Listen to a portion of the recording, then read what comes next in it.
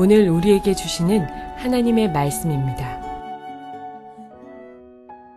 요셉이 그들에게 대하여 꾼 꿈을 생각하고 그들에게 이르되 너희는 정탐꾼들이라 이 나라의 틈을 엿보려고 왔느니라. 사랑하는 성도 여러분, 평안하셨습니까? 오늘도 주님께서 주시는 말씀을 통하여 복된 하루를 열어가시기 바랍니다. 오늘 우리에게 주실 하나님의 말씀은 창세기 42장 9절 말씀입니다. 요셉의 형들이 양식을 사러 애굽에 내려와서는 총리가 된 요셉을 만나게 됩니다. 그의 앞에 절을 하고 있습니다. 지금 그들은 그 총리가 요셉인지를 모르고 있습니다. 하지만 요셉은 절을 하고 있는 그들이 바로 자신의 형이라는 것을 알고 있습니다. 그래서 오늘 본문은 요셉이 그렇게 절하는 형들을 바라보면서 그들에게 대하여 꾸었던 꿈을 생각하였더라라고 표현하고 있습니다. 지금 이 표현은 요셉이 어렸을 때 팔려오기 전에 자신이 꾼 꿈을 형과 아버지에게 얘기했던 그 이후에 처음 나타나는 표현입니다. 이것은 바로 요셉이 자신이 꾸었던 꿈을 형들에게 얘기하고 나서 팔려와서 애굽에 와서는 생각하고 잊지 않았다는 것을 말해주고 있습니다. 다 잊고 살았다는 것입니다. 그런데 형들이 절을 하는 걸 보니까 갑자기 그 생각이 난 것입니다. 맞아, 그때 내가 꾼 꿈에 11 볏집단이 나한테 절을 했는데 하는 것이 생각났던 것입니다. 요셉과 그의 형들과 야곱은 요셉이 꾼 꿈이 자기 아버지 부모들과 자기 형들이 자신한테 절을 하는 것으로 해석을 했습니다. 이것은 1차적으로 맞는 얘기입니다. 왜냐하면은 요셉의 삶 자체가 예수님의 모형이고 우리들의 성도의 삶을 나타내는 것이기 때문에 그 꿈의 궁극적인 목표인 성도의 영광을 나타내기 위해서 지금 요셉이 총리가 되었고 총리가 된 요셉 앞에 그의 형들이 머리를 숙이고 있는 것이기 때문입니다. 이 모습 자체도 앞으로 우리가 받을 영광, 예수님이 받을 영광을 상징하고 있는 모습입니다. 그러나 요셉은 그 자체로서 꿈을 생각하게 된 것입니다. 지금 요셉이 여기서 생각할 것이 있습니다. 요셉은 어렸을 때 자신이 꾼 꿈을 꾸었지만은 그 꿈에 대해서 제대로 해석을 할 수가 없었습니다.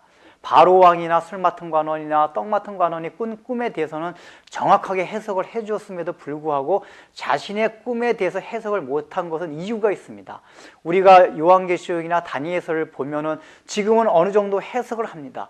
그러나 정작 그 계시를 받은 요한이나 다니엘은 그 계시가 무슨 뜻인지를 전혀 알지 못하고 계시만 받고 기록만 하였습니다. 요셉이 지금 그와 같은 상황이 있었던 것입니다. 왜냐하면 요셉에게 주어진 꿈은 당장 요셉의 생애에서 일어나는 것이 아니라 요셉의 생애를 훨씬 지나서 예수님에게서 또 우리 성도들에게서 나타날 영광을 보여주신 거기 때문에 요셉으로서는 알 수가 없었던 것입니다. 또 요셉이 알 필요도 없었던 것입니다. 오히려 하나님께서는 미래에 될 그것이 예언이기 때문에 요셉으로 하여금 그것을 잊게 하시고 오히려 날마다 삶 속에서 주어지는 하나님의 계시, 하나님의 말씀을 쫓을 수 있도록 하나님께서는 섭리하셨습니다. 그래서 요셉이 자신이 꾼 꿈은 다 잊고 애굽에서 삶 가운데서 날마다 동행하시면서 주시는 하나님의 계시를 받으면서 살아왔던 것입니다. 그 날마다 받는 그 계시가 모든 고난과 어려움을 극복하는 동기가 되었던 것입니다. 전에 어렸을 때 꾼 꿈이 동기가 된 것이 아닌 것입니다. 여기서 우리가 생각해 볼 것이 있습니다. 우리는 보통 요한계시록이나 다니엘서 같은 미래에 될 예언서에 대해서 관심이 많습니다. 호기심이 있습니다. 알기를 원합니다. 그래서 많은 이단들은 그것을 통해서 성도들을 미혹합니다. 물론 하나님께서 때가 되면은 다니엘서나 요한계시록 같이 미래에 되어질 하나님의 계시에 대해서도 우리에게 풀어주실 것입니다. 그러나 그때가 되지 않았을 때 그것을 억지로 풀려고 할 필요가 없습니다.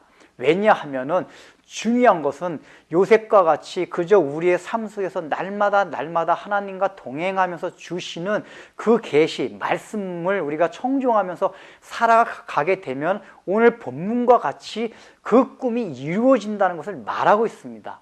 우리가 구태여 미리 알지 않아도 현지에 주어진 계시에만 충실하다 보면은 미래에 주어질 계시는 자동으로 이루어지기 때문에 거기에 신경 쓸 필요가 없다는 것입니다. 그래서 계시록을 보면 굉장히 무서운 표면적으로 보면 굉장히 무서운 장면도 나오고 우리가 그것을 볼 때 굉장히 어떤 무시무시한 마음이 들기도 합니다. 그러나 사실은 궁극적으로는 그것이 성도들에게 나타날 영광을 계시록도 보여주고 있습니다.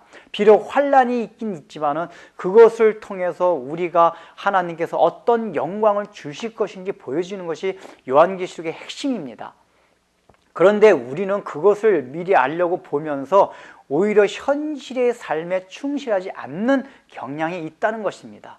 그럴 때는 오히려 미래에 될 예언에 대해서는 다 잊어버리는 것이 좋습니다. 어떻게 될까 궁금해할 필요도 없습니다. 예수님이 오늘 오시던 내일 오시던 10년 있다 오시던 상관이 없습니다.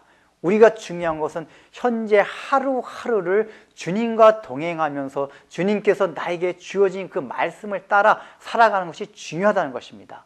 두 번째로 지금 요셉은 그 꿈을 생각하고 나서 형들을 몰아붙입니다. 신문합니다. 의도적으로 하고 있습니다. 왜 그렇습니까? 어렸을 때 자신이 꾼 꿈을 생각하고 하나님의 섭리를 지금 요셉이 생각하는 것입니다. 아, 맞구나. 하나님께서 나를 보내신 것은 미리 보내셨고 하나님의 뜻이 있어서 보내셨구나. 지금 요셉은 총리가 되었어도 그것을 깨닫지 못하고 있었습니다. 근데 형들이 자기에게 절을 하는 것을 보고 나서야 하나님의 섭리에 대한 깨달음이 오게 된 것입니다. 그러면서 그는 바로 자신의 가족들을 이 애굽으로 이주시키기 위한 마음의 생각을 지금 하고 있는 것입니다. 기도하겠습니다. 하나님 아버지, 요셉은 자기가 어릴 때 꾼 꿈을 다 잊어버리고 살았지만은 하나님께서 날마다 주시는 말씀 그 계시를 통하여 하나님과 동행하며 자기가 어떤 어려움과 고난 가운데서도 극복하며 살아갔습니다.